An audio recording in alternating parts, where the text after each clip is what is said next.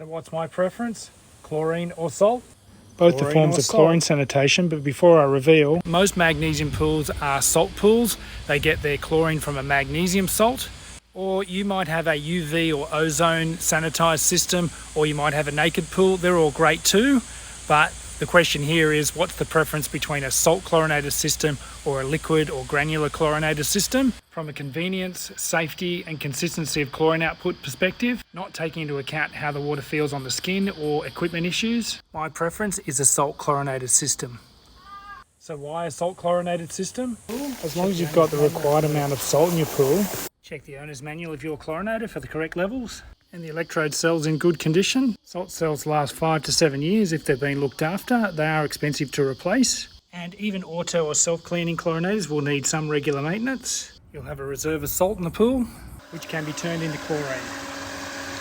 I like that you can see chlorine production and water flow. Similar ongoing costs for salt or chlorine. You'll pay about the same amount of money for a 20 kilo bag of high quality pool salt as you will for a 15 litre drum of liquid chlorine. Pool salt is much safer to store, handle and transport compared to different types of chlorine. Just like the stuff in your kitchen that you cook with. One of the problems I find with chlorine dosing systems is they often have probes, and those probes often go out of range or out of calibration, which means that they're not always dosing the right amounts of acid or chlorine. Which means you've got to clean and calibrate the probes every few months, as well as lubricating or replacing the squeeze tubes.